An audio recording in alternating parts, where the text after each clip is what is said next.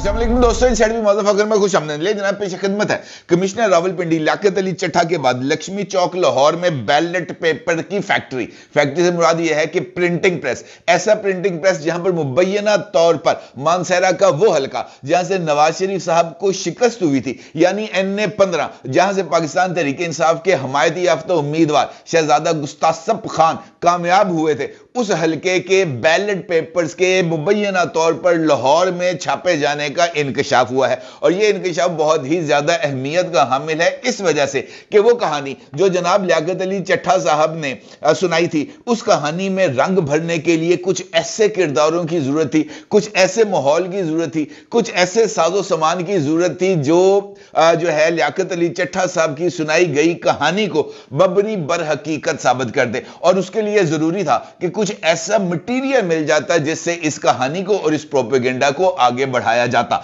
लिहाजा ये वाला एक जो मंसूबा है ये सामने आया है और इस मंसूबे ने बहुत ही ज्यादा दिलचस्प किस्म की सूरत हाल पैदा कर दी है, क्योंकि लाहौर का वो इलाका जहां पर यह प्रिंटिंग प्रेस मुबैना तौर पर मौजूद है वो बड़ा ही मशहूर इलाका है प्रिंटिंग के एतबार से। और लक्ष्मी चौक लाहौर सेंट्रल प्लेस है, अंदरून शहर का एरिया है और नवाज शरीफ साहब की कॉन्स्टिट्यूएंसी भी है। नवाज शरीफ साहब इसी हलके से आज तक इलेक्शन लड़ते भी रहे हैं लाहौर से और इसी हलके से वो इलेक्शन जीतते भी रहे हैं। सवाल यह है कि जनाब ये जो प्रिंटिंग प्रेस वाली कहानी थी ये किस तरीके से लियाकत अली चट्ठा साहब की सुनाई जाने वाली रावलपिंडी डिवीजन की कहानी को ऑथेंटिकेट करती है, उस कहानी के अंदर रंग भरती है और किस तरीके से इस बात को इस्टेब्लिश करती है कि 8 फरवरी को होने वाले इंतखाबात पाकिस्तान की तारीख के मुतनाज़ा तरीन इलेक्शंस थे। सवाल यह भी है कि यह प्रिंटिंग प्रेस जिसमें यह बैलेट पेपर मुबैना तौर पर जाली बैलेट पेपर छापे जा रहे थे, यह प्रिंटिंग प्रेस किस शख्स की मलकियत है। सवाल यह भी है कि ये जो प्रिंटिंग प्रेस का मालिक है ये क्या अज खुद ये वाले बैलेट पेपर छाप रहा था या उसको किसी ने बैलेट पेपर छापने के लिए कहा था, और अगर उसको ये बैलेट पेपर्स किसी ने छापने के लिए कहा था तो उस शख्स का नाम क्या है। सबसे इंपॉर्टेंट बात ये है कि ये बैलेट पेपर छापने के लिए जो ठेका है वो इस प्रिंटिंग प्रेस के मालिक को किस वक्त मिला, कितनी देर पहले मिला, ये जो बैलेट पेपर्स छापने थे उसके लिए जो डाई थी वो या उसके लिए जो सैंपल था वो उसको किसने मिला, कितने बैलेट पेपर छापने थे। और इन्हीं सवालात के इर्द गिर्द ही ये सारी की सारी कहानी ना सिर्फ घूमती है बल्कि ये कहानी बहुत ही इंपॉर्टेंट रुख इख्तियार करती है। अगर मैं आपको चंद घंटे पीछे ले जाऊं, 24 घंटे पीछे ले जाऊं, जहां पर लियाकत अली चट्ठा साहब ने इंकशाफ किया था और उन्होंने इस बात का जिक्र किया था अपनी प्रेस कॉन्फ्रेंस के अंदर कि जनाब ये जो इलेक्शंस थे और खासतौर पर रावलपिंडी डिवीजन का इलेक्शंस जहां पर नेशनल असेंबली की 13 कॉन्स्टिट्यूएंसीज हैं, 13 हलके हैं और सूबाई असेंबली की 39 कॉन्स्टिट्यूएंसीज हैं, ये तमाम के तमाम इलेक्शंस रिग्ड थे। और लियाकत अली चट्ठा साहब ने इस बात का इंकशाफ किया है कि उनके अमले ने, यानी वो जो सारे का सारा returning officers, district returning officers वहां पर मौजूद थे, उन्होंने कमिश्नर रावलपिंडी जो हेड थे उस सिस्टम के, उनके कहने के मुताबिक इन इंतखाबात में धांधली की थी और हारे हुए उम्मीदवारों को 70 हजार की जिनकी लीड थी उनको उनकी लीड को खत्म किया और चौथे नंबर पर आने वाले उम्मीदवारों को जितवाया। और उन्होंने कहा कि इस वक्त भी, अब उनकी प्रेस कॉन्फ्रेंस अगर आप दोबारा उसको देखें तो उन्होंने उस प्रेस कॉन्फ्रेंस में इस बात का इंकशाफ किया कि इस वक्त भी मेरा अमला, यानी ये इंतखाबी अमला, वो जो नंबर्स हैं उनको पूरा करने के लिए बैलेट पेपर के ऊपर मोहरें लगा रहे हैं। ठीक है जी, ये उन्होंने इस बात का जिक्र किया अपनी प्रेस कॉन्फ्रेंस के अंदर। प्रेस कॉन्फ्रेंस इस वक्त सोशल मीडिया पर वायरल है और इसमें अब कोई ढकी छुपी बात नहीं है। इसका मतलब यह है कि उन्होंने कहा कि हमें मैसिव धांधली करने के लिए जो उम्मीदवार थे उनके वोटों को घटाना पड़ा, उनके वोटर्स को, उनके वोटों को तल्फ करना पड़ा। और जहां तक तल्फ करने वाली बात है, अब इस वक्त सोशल मीडिया पर कुछ ऐसी वीडियोस मौजूद हैं जो इस बात की तरफ इशारा करी हैं कि बैलेट पेपर को जलाया गया है और जले हुए बैलेट पेपर्स के जो तस्वीर हैं और वीडियोस जो हैं वो सोशल मीडिया पर मौजूद हैं। और ये जो बैलेट पेपर जले हुए नजर आए हैं ये पेशावर के हलके के बैलेट पेपर है, खैबर पख्तूनख्वा के एरिया में है। इसका मतलब ये है कि ये जो है कमिश्नर रावलपिंडी साहब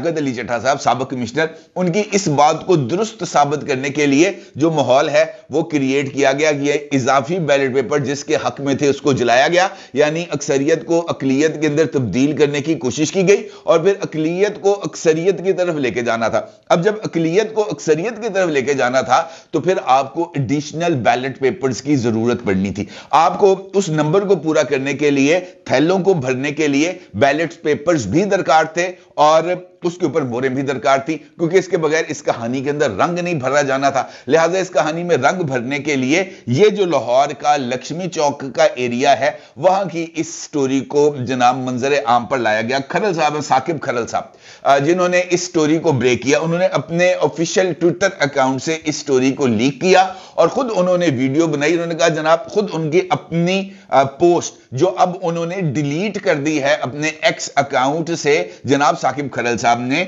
उन्होंने इंकशाफ किया कि उनको 2 घंटे पहले खुद अपनी वीडियो के अंदर वो इस बात का जिक्र कर रहे हैं। उनकी वीडियो की स्क्रीनशॉट्स अब इस वक्त अपनी स्क्रीन पर देख सकते हैं। उस स्क्रीनशॉट्स के अंदर वो जो उनकी वीडियो फाइल है उसमें साकिब खरल साहब इस बात का जिक्र कर रहे हैं कि जनाब मुझे 2 घंटे पहले टिप मिलती है कि जनाब लक्ष्मी चौक के एरिया में एक प्रिंटिंग प्रेस है, और उस प्रिंटिंग प्रेस के अंदर NA-15 जो नवाज शरीफ साहब का हलका है उसके बैलेट पेपर छापे जा रहे हैं। 2 घंटे पहले खुद उन्होंने इस बात का इंकशाफ किया और फिर उनका यह कहना था कि इस टिप के ऊपर काम करते हुए उन्होंने कुछ लोगों को यहां पे भेजा ताकि इस बात को आइडेंटिफाई किया जाए कि किस प्रिंटिंग प्रेस के अंदर ये वाले बैलेट पेपर छप रहे हैं। फिर उनका अमला सीधा उस प्रिंटिंग प्रेस पे पहुंचता है जहां पर ये बैलेट पेपर छप रहे हैं और उसके बाद जनाब खरल साहब आते हैं और खरल साहब आने के बाद वहां पर तहोबाला मचा देते हैं और वो बैलेट पेपर बरामद कर लेते हैं जो उस वक्त भी प्रिंट हो रहे होते हैं और उनकी थदियां लगी होती हैं, ढेरियां लगी होती हैं उन बैलेट पेपर्स की। और खरल साहब इस बात का इंकशाफ करते हैं कि जनाब ये हैं वो बैलेट पेपर जो छापे जा रहे हैं और इसका मतलब ये है कि नवाज शरीफ साहब को वहां पर चूंकि नताइज को रोक लिया गया है, नवाज शरीफ साहब को जितवाने के लिए ये बैलेट पेपर यहां पर तैयार किए जा रहे हैं। इन बैलेट पेपर्स ने मुबैना तौर पर ट्रांसफर होना था मानसहरा और मानसहरा के अंदर डब्बों की तब्दीली होनी थी और नवाज शरीफ साहब ने जीत जाना था और शहजादा गुस्तासिब खान साहब ने हार जाना था। यह है इस पूरी स्टोरी का लुब्बे लबाब। और यह स्टोरी जहां पर एक जानिब इंतखाबी अमल पर सवाल उठा रही थी, वहीं पर लियाकत अली चट्टा साहब की तरफ से जो इंकशाफात किए हुए थे उसको कॉम्प्लीमेंट कर रही थी, यानी उसको दुरुस्त तस्लीम करने के लिए इस बात का इंकशाफ किया जाता है कि बैलेट पेपर छप रहे हैं। लेकिन साकिब खरल साहब ने इस बात का भी इंकशाफ किया कि जनाब उन्होंने 15 पर फोन कर दिया है और पुलिस आएगी और पुलिस आने के बाद इस सारी कहानी का कुछ आगे लेके जाएगी। ये एरिया बनता है जनाब किला गुजर सिंह का। किला गुजर सिंह का थाना, जो लोग लाहौर को जानते हैं, वो लक्ष्मी चौक से चंद 100 मीटर के फासले पर है, चंद 100 मीटर के फासले पर है और वहां से पुलिस, और इतने अहम मामले के लिए पुलिस को आने को 5 मिनट नहीं लगने थे, लेकिन अभी तक पुलिस वहां पर पहुंची नहीं है। अलबत्ता पुलिस वालों का यह कहना है कि जनाब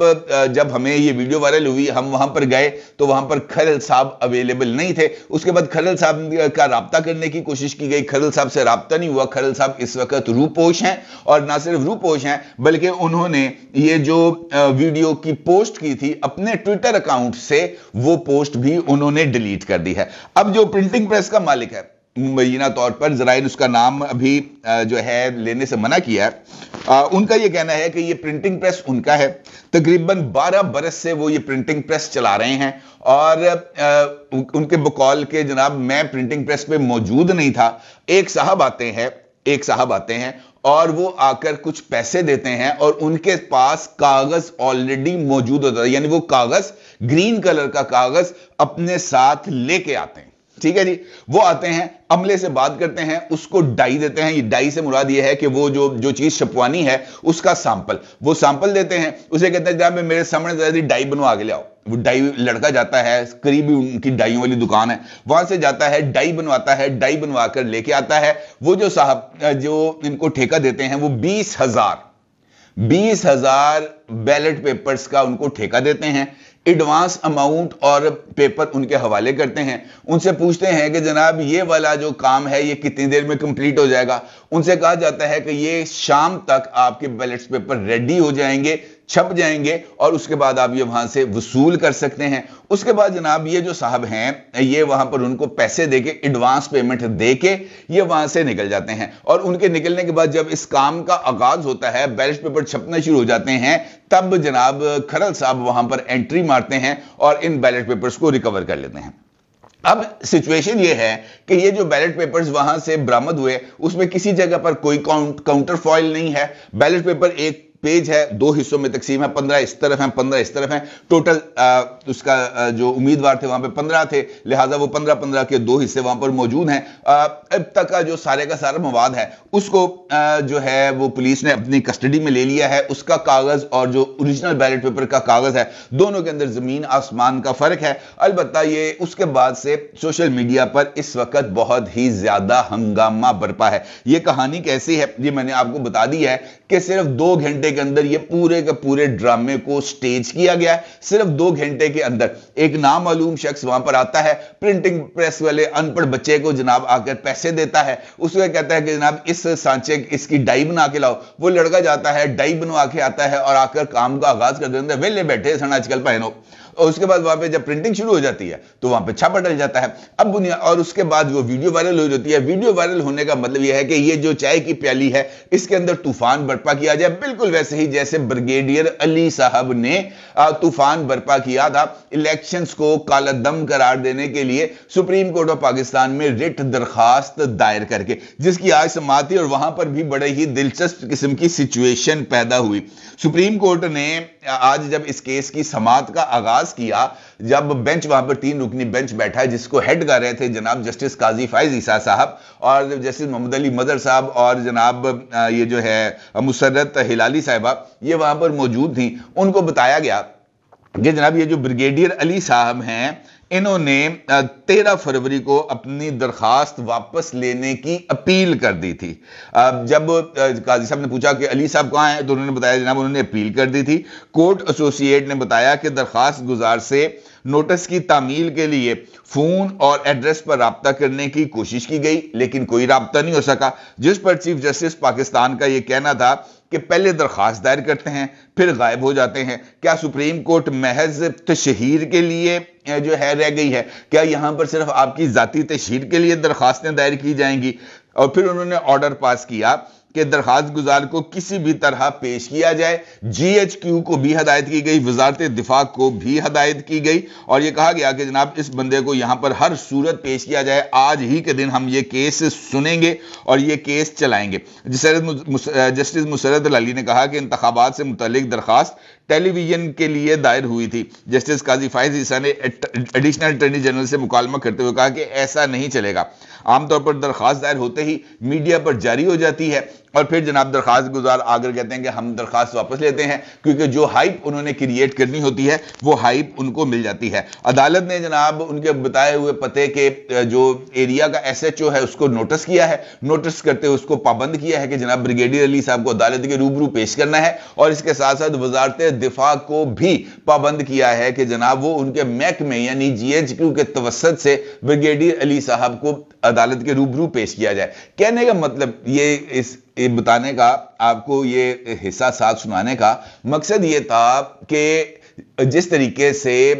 اس وقت ماحول بنا ہوا ہے وہ اس بات کی طرف اشارہ کر رہا ہے کہ ان انتخابات کے معاملے کو لے کر پاکستان تحریک انصاف اس پورے کے پورے عمل کو کے اوپر نہ صرف سوالیہ نشان اٹھا رہی ہے بلکہ بہت سارے اعتراضات کر رہی ہے، خاص طور پر فارم 45 کے حوالے سے۔ اور فارم 45 کے حوالے سے دلچسپ بات یہ ہے کہ ابھی تک کسی بھی کانسٹیٹوئنسی سے میری نظر سے ایسی کوئی خبر نہیں گزری، آپ کی نظر سے گزری تو براہ کرم میری رہنمائی بھی کیجیے گا کہ کسی نے فارم 45 کی بنیاد پر انتخابی نتائج کو tribunal, election commission, high court یا سپریم کورٹ میں چیلنج کیا، اور اس نے وہ جو فارم 45 ہیں وہ اس حلقے کے فارم 45 اپنی درخواست کے ساتھ لگا کر سپریم کورٹ آف پاکستان میں دیے ہوں، ہائی کورٹ میں دیے ہوں، الیکشن ٹریبیونل میں دیے ہوں کہ جناب یہ فارم 45 تھے جو مجھے جاری کیے گئے، ان فارم 45 کے مطابق میں جیتا ہوں، مجھے ہرا دیا گیا۔ میری نظر سے ایسی کوئی درخواست ابھی تک نہیں گزری، آپ کی نظر سے گزری ہو تو ضرور بتائیے گا۔ لیکن پروپیگنڈا कि अगर महाज पर देखें तो पाकिस्तान तहरीक इंसाफ चांद से आगे निकल चुकी है और बाकी तमाम अभी तक जमीन पर मौजूद हैं। इसका मतलब यह है कि उनके पास ये जो प्लानिंग कैपेसिटी है ये शायद बहुत ज्यादा है। आप इसी से अंदाजा लगा लें कि सिर्फ कमिश्नर रावलपिंडी के बयान को दुरुस्त साबित करने के लिए कौन कौन से हीले बहाने इस्तेमाल किए जाने हैं। इसी तरीके से बैलेट पेपर किसी जगह पे छुपवाए होंगे, छुपवा के उनको जलाया होगा, जलाने की तस्वीर लगा दी और उसका मतलब यह साबित करने की कोशिश की कि देखें जनाब, कमिश्नर ने जो बात कही थी ना कि हमने अक्सरियत को अक़लियत में तब्दील किया, तो अक्सरियत को अक़लियत में तब्दील करने के लिए बैलेट पेपर्स को जलाया गया, फिर उस कमी को पूरा करने के लिए बैलेट पेपर को छुपवाया गया। ड्रामा पूरा, कहानी पूरी, फ्रेम पूरा, हर एक चीज, 12 मसाले पूरे हो गए, तस्वीर के अंदर रंग भर गया। झूठ की तस्वीर में झूठ के रंग भरने के बाद अब प्रोपेगेंडा के महाज पर आपको पाकिस्तान तहरीक इंसाफ ही हर जगह पर नजर आएगी और बाकी तमाम अपनी इज्जत और जान बचाने की तगदो में ही मसरूफ नजर आएंगे। कैसा जमाना आ गया। आज गोबल्स भी होता तो शायद वो पाकिस्तान तहरीक इंसाफ को हाथ में ना सिर्फ बैत कर लेता बल्कि उनको अपना उस्ताद तस्वुर करता और शायद आज झूठ की तारीख में गोबल्स के नाम की जगह पर शायद डॉक्टर अरसलान खालिद का नाम होता। अब जरूर इज़हार कीजिएगा। आपका बहुत शुक्रिया। अल्लाह हाफिज।